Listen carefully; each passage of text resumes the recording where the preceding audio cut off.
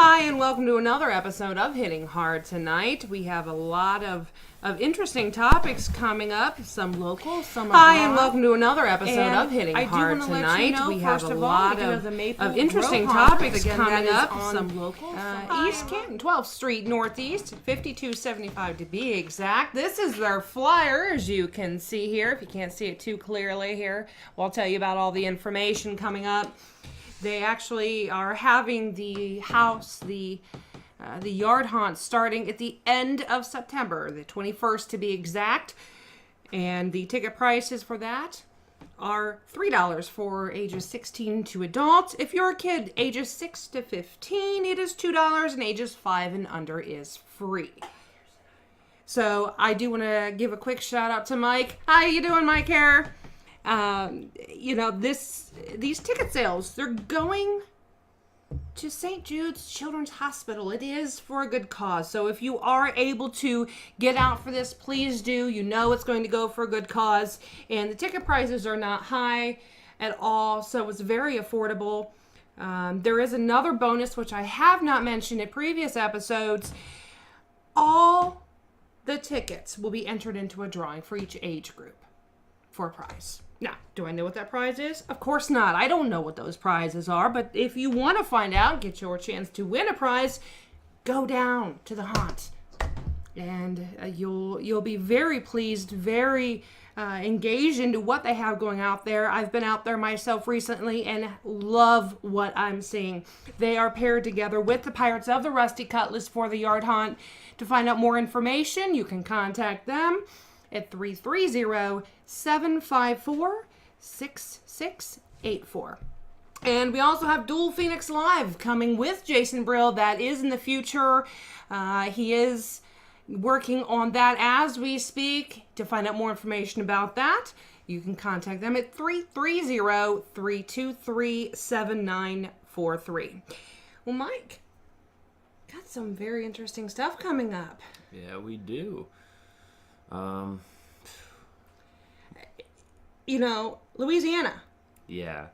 Hot, sticky weather in the summertime, but there's some things going on down there that is not so pleasant other than the weather. No.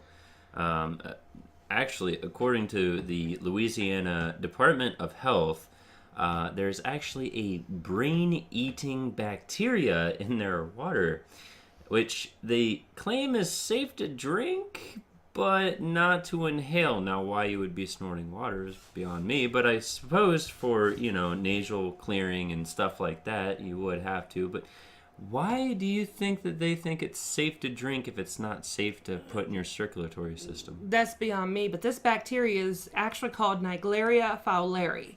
It's actually been found in 2 other water systems in the state, and they're saying that this could cause things such as headaches, nausea, fever. Definitely not pleasant. But for whatever reason, like you were saying, they say don't, get it up your nose, but it's okay to swallow. Yeah, and apparently, if you do get the rare brain-eating disease, it's a 97% fatality rate in 40 different cases that were from 2007 through 2016. Right. So if there is any nurses out there, please get with us on this. Talk to us about this. Maybe you'll know more information. But from what I'm seeing is that,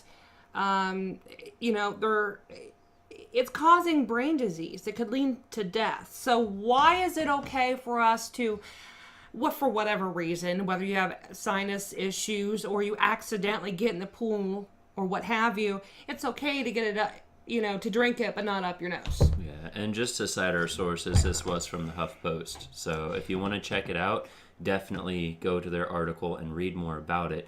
I really, really can't fathom why it would be okay to put this stuff in your body, but apparently to them, it's perfectly fine. I can't imagine why it would be okay to drink. I mean, it's a bacteria. So, if it gets up your nose and it's causing infections and things like what I had just discussed, would it not cause the same thing in the rest of your body, into your intestines and things like that? Maybe it already got to the Department of Health and they already went brain dead. That's a possibility. But what is your opinions of this? Please let us know. I want to know what you guys think of this, because yes, even though it is in Louisiana, this is something that could potentially happen in our area. And again, if there is any people who are nurses or doctors, please let us know what your thoughts are on this. And I know I've talked about it before, but we've actually had a similar problem pretty close to here. I think it was actually in Indiana, but there was lead in the water systems, which was creating health problems for especially children, but also adults and other people. So yeah. And something actually that's in our neck of the woods, if so to speak. What we have, everybody's been hearing about the Hall of Fame Village and what they have that's coming in, and they're kind of, some are cautious, some are upset, some are excited, but something that you might be interested to hear is that they are going to be working on an indoor water park with virtual reality rides. This is something that's going to be similar to things such as, was it the how do we pronounce it? The Karahara. Kalahari? Karahara? I don't know. But it's similar to that. And, they are expected to break ground this year so that they can open in 2020. Now, whether that will happen or not, it's yet to be determined. But and let's just take a look at the picture of it real quick again, if you can. I'll be honest, I did not hear a single thing about this, so this is news to me. I don't know where I've been living. But look at the vast space that this takes up. This is huge, people. And speaking of which, it actually says that it is estimated to cost $170 million. Now, whether that's just for that specific VR and water park or the whole thing, I'm not sure, but it looks expensive. Right, and it's actually, they're saying that it's going to be football themed, and they're going to include a lot of rides such as a lazy river and slides. But the people who are actually doing this, it's the artistry team. They're co-founder of Walden Media. They are actually the producers of Narnia. Yeah. So this is a big thing for our area. So I'm quite excited about that.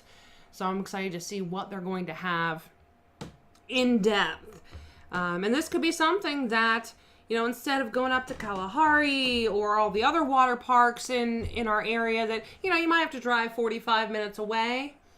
This is going to be something in our backyard. Yeah, and it did say that it was going to have popularized water rides such as, just the regular slides that all water parks have, but as well as a lazy river. So, right. If you don't feel like being super active, but you still feel like going to the water park, you still have something to do, Absolutely.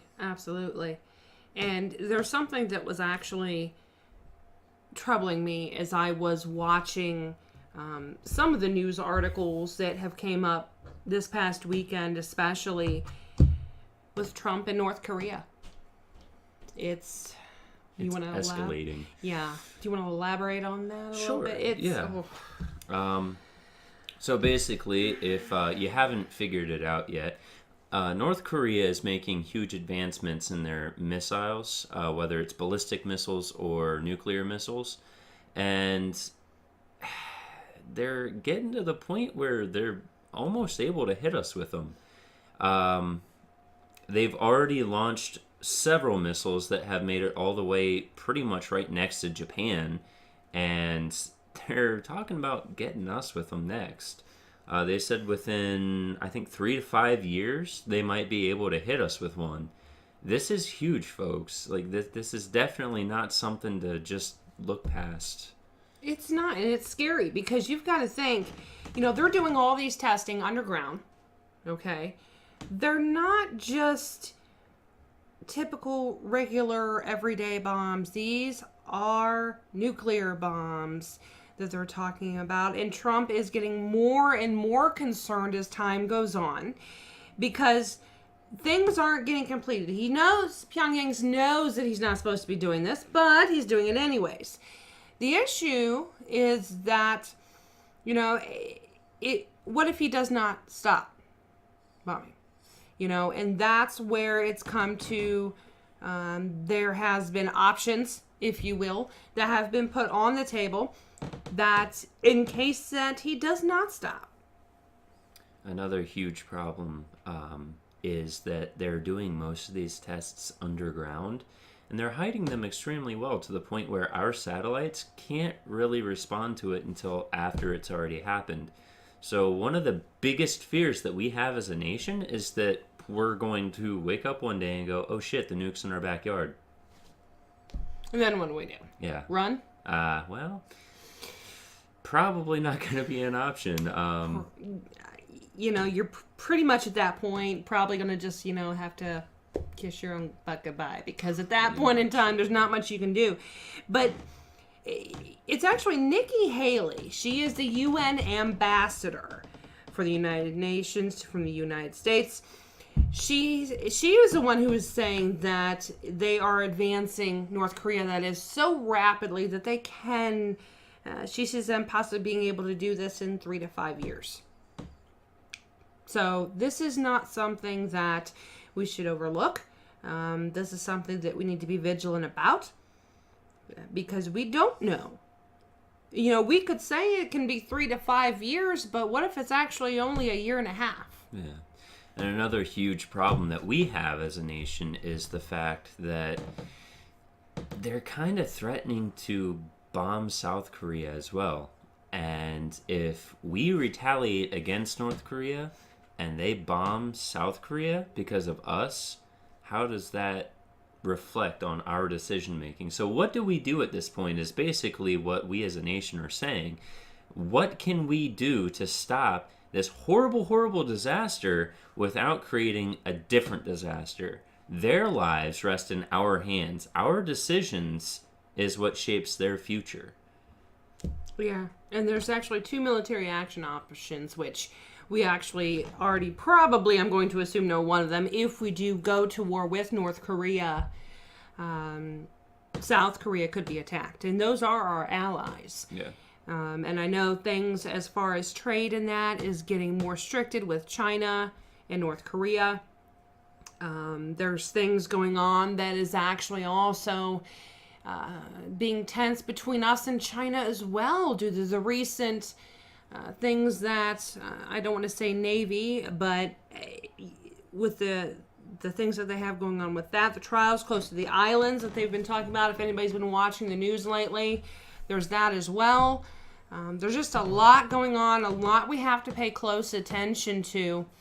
It's a little bit scary right now because we don't know what's going to happen. Yeah. All of that was from CNN, by the way, if you would like to check more of that out. And I would like to give a huge honorable mention to, I believe it was Japan. One of their cruiser ships hit one of our military ships, and it killed some of our people.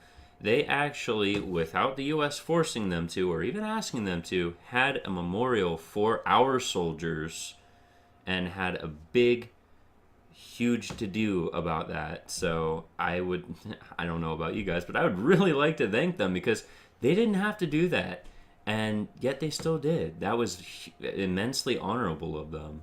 And that just tells you how things have come along since Pearl Harbor days. Yeah. We've got to think that at that point in time, we were at war with them, and now they're our allies. Right. So, things can turn around for the better. You could be at war with someone 1 year and say 30, 40 years down the road, you're allies. Right. You just don't know how the world's going to turn. But I hope that North Korea does back down.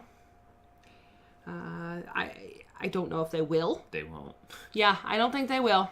Let's be honest. They won't. I know. But tell me your thoughts, because that's what I really want to know. I want to know your thoughts. This is scary. It really is. We have to go and take our kids to school and hope that, well, hopefully North Korea doesn't bomb us today. It kind of reminds me of the Cold War days, back when the Soviets and America were constantly having a secretive war, or rather an undeclared war against each other on everything, such as space exploration, military advancement, weaponization of new technology and such. It reminds me a lot of that, honestly, because we don't know whether or not one day we're going to wake up and have a nuke in our backyard, or if they're just going to do something completely random with it and blow all of our minds and actually help society. Is that probable? No, it's not probable, but it is possible that maybe they're doing that stuff for other reasons. I highly doubt it, but it's something to think about. So we've got North Korea. We've got the horrible water condition down in Louisiana. And between the both, it's just, we need to get our country, our water supply, our land in check. You gotta get these things under control. And I tell you what, I know that if I was in Louisiana, I think I'd be buying water off the shelves and being like, you know what? We're not going to go swimming this summer.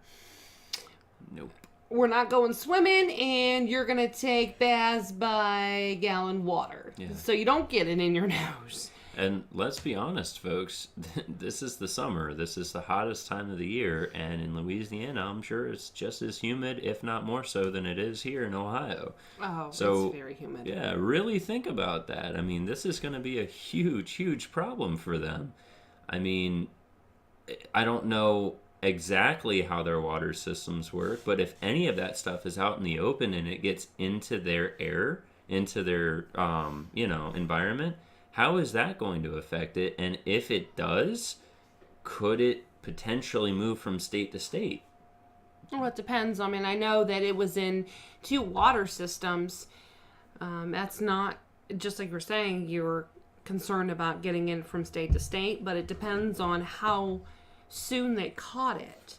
If it's already been in the other systems or not. Even if they catch it, water evaporates. And if it goes into our system, into our air, and into our environment, it could become an airborne pathogen. It depends on if it's able to live in the air or not. I don't know if it's able to live in the air or not, but the bacteria actually, we know that it's surviving in the water.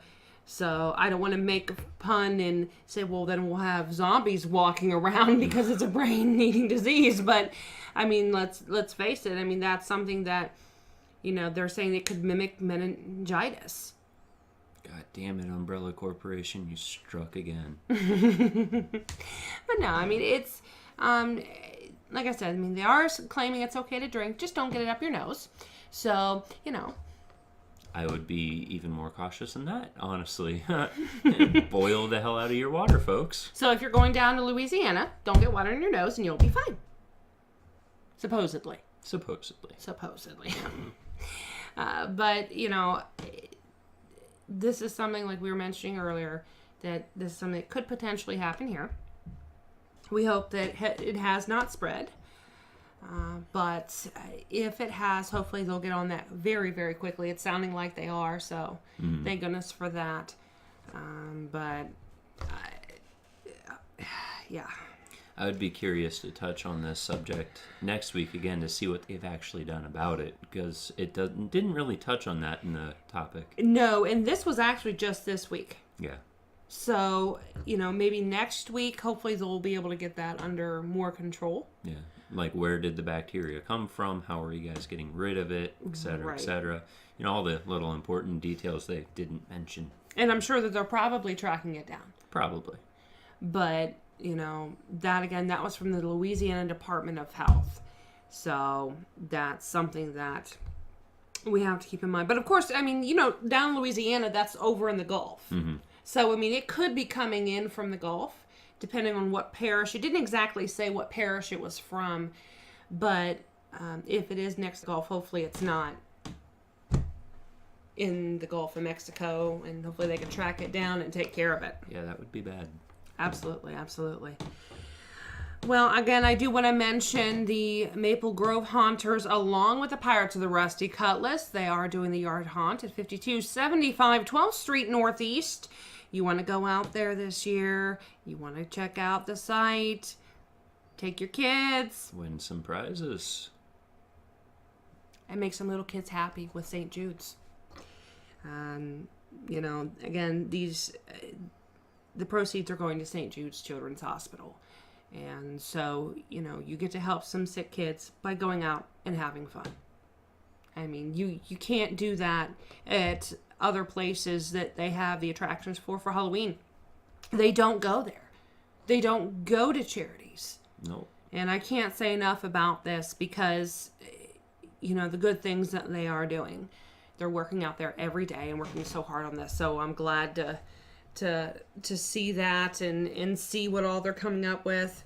But I do want to mention that if it is raining, they will be closed. So if you notice that it's raining out there, you're planning on going out, you'll be finding if you show up that it will be closed. So keep that in mind because it is outside. It is a yard haunt.